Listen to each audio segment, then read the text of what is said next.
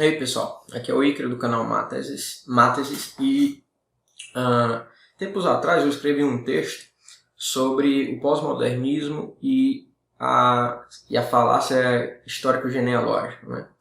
Esse texto foi motivado por uma ementa que me chegou sobre antropologia filosófica, em que o professor, né, vinculado a essa ementa, ele basicamente apresentava que a disciplina seria sobre as raízes racistas e colonizadoras do pensamento ocidental, né? Principalmente do iluminismo, né? Ele citava principalmente autores iluministas. Eles iam estudar Kant, Locke e outros, né? Iam justamente apontar ali com base em autores do descolonialismo, né? As bases racistas e colonizadoras do pensamento ocidental e da noção de razão, etc., né? Então, com base, devido a essa experiência não muito boa, né, de ter tido contato com essa ementa, eu resolvi fazer esse texto, né? E sobre o que era esse texto? Esse texto era justamente identificando uma metodologia específica que a gente pode encontrar nessa tradição, né, que é uma tradição de orientação historicista e muito vinculada à filosofia continental, né, principalmente autores aí como Nietzsche, Heidegger e outros que vieram depois deles foram principalmente influenciados por esses dois, né? Por exemplo, também o Derrida, né, com a teoria do logocentrismo, né, e por aí vai. Mas basicamente qual era o ponto ali? O ponto era justamente identificar uma estrutura argumentativa falaciosa que eu já tinha notado, mas que eu ainda não tinha explicitado, né? E essa estrutura argumentativa falaciosa justamente está vinculada à aplicação de uma metodologia amplamente difundida por esse pessoal, né? E que inclusive se espalhou de tal forma que se encontra hoje, você vê traços desses vícios argumentativos, inclusive em gente que é tradicionalista, né? E em que consiste essa estrutura argumentativa falaciosa, né? Na época eu estabeleci 3 passos, né? A gente pode identificar ali 3 passos argumentativos que são passos argumentativos falaciosos, a gente vai ver por quê, que radica justamente essa metodologia da genealogia histórica, né? Então, eu identifiquei naquela época 3 passos. Quais são esses 3 passos? São os seguintes. O primeiro passo consiste em fazer um recorte, né, em que se toma um determinado conceito, uma determinada noção, ou uma determinada teoria, ou mesmo uma visão de mundo X, né? Então você faz um recorte para investigar um determinado X. Esse X pode ser um conceito, uma ideia, uma teoria, ou mesmo uma visão de mundo. Ok? O segundo passo consiste justamente na aplicabilidade, na aplicação, melhor dizendo, dessa metodologia, essa técnica historicista da genealogia histórica, né? E em que consiste essa genealogia histórica? Consiste no seguinte: empreender uma abordagem genealógica de X consiste justamente em criar uma narrativa, né? Fazer uma construção histórico-narrativa em que vinculamos a X uma raiz histórica, né? E subrepticiamente nessa construção narrativa em que se vincula a X uma raiz histórica, nós descrevemos todo esse processo narrativo em que X está vinculado, essa raiz histórica em que X está vinculado, como coisas claramente ruins, né, que devem ser rechaçadas e que tiveram algum tipo de prejuízo histórico, né? Exemplos desse tipo de coisa você encontra justamente, como eu mencionei aqui no Heidegger, a questão da ontoteologia, né, da metafísica clássica, né, da metafísica ocidental. Segundo Heidegger, na construção narrativa dele, histórico-narrativa dele, da genealogia que ele faz da metafísica ocidental, a metafísica ocidental teria sido uma ontoteologia, né? E, por exemplo, no Derrida, por exemplo, na questão do logos, né, do logocentrismo, né, e a vinculação a essa construção do logocentrismo como fruto de todas as opressões, né, e por aí vai, né? Que inclusive é justamente esse pessoal do colonialismo, do descolonialismo, né?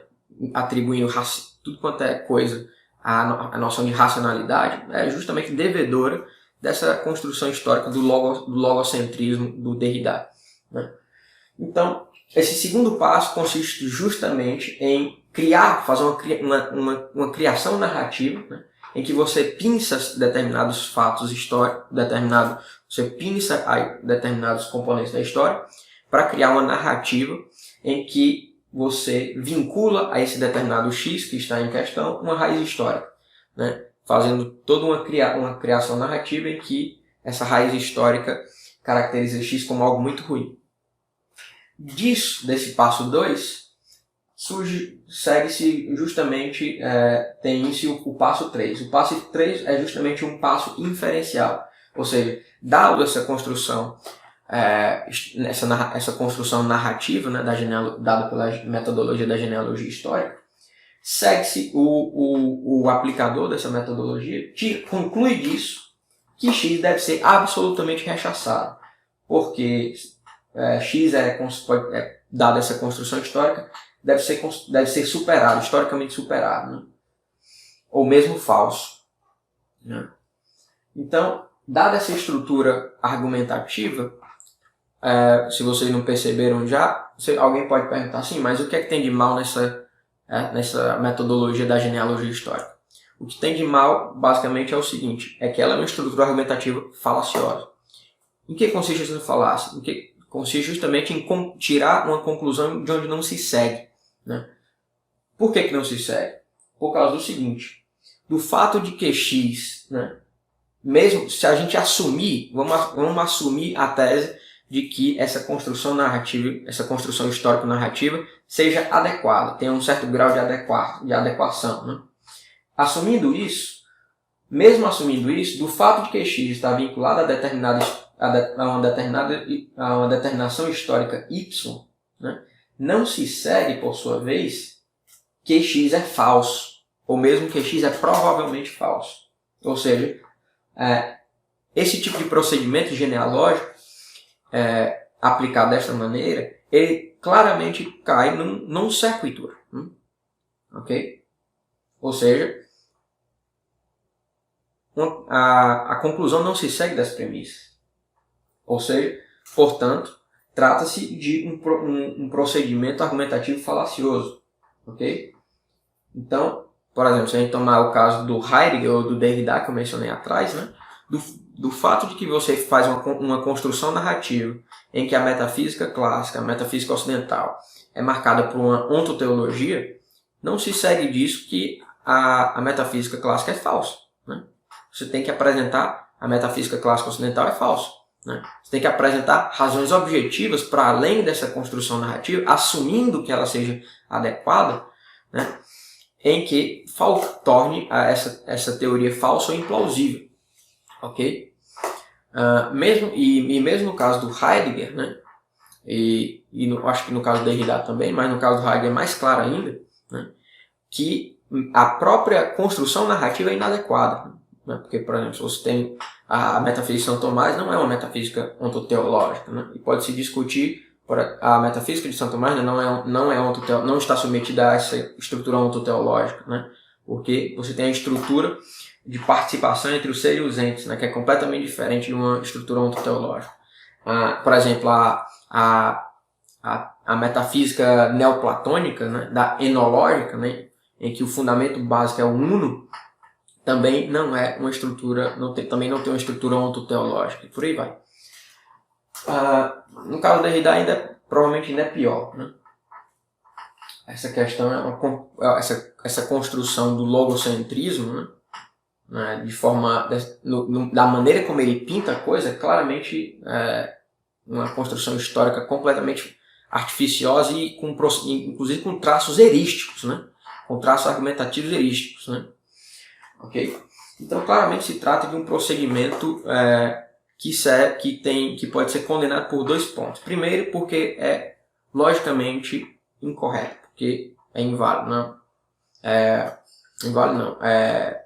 Uma coisa não se segue da outra, né? Das premissas que essa metodologia genealógica apresenta não se segue, por sua vez, não se segue a conclusão que eles querem estabelecer.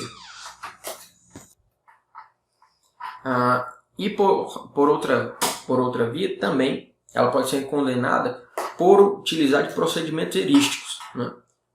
Porque o que se cria, né, quando você vai ver, muita gente aceita essa coisa por uma espécie de entorpecimento discursivo, né, em que a pessoa fica envolvida em toda aquela suposta erudição e você acaba comprando aquela construção histórica mais por se envolver na heurística argumentativa envolvida naquela construção narrativa. Okay? Então, claramente se trata de um procedimento, como eu apontei aqui, como eu mostrei aqui, a metodologia da genealogia histórica, claramente, no modo como a gente encontra, né, claramente se trata de um procedimento argumentativo falacioso. Né? Então, era isso, pessoal. Comentem, curtam, compartilhem, se inscrevam no canal. Né? Qualquer dúvida aí, coloquem aí embaixo nos comentários. E qualquer coisa, vocês podem olhar no meu Facebook, eu posso pedir alguma dica aí sobre temas que vocês queiram, né, que eu fale. Mas vocês podem falar aqui também nos comentários, mas também podem, quem quiser, algumas pessoas já comentaram no Instagram e no chat do Facebook também. Então, um abraço a todos aí e até o próximo vídeo.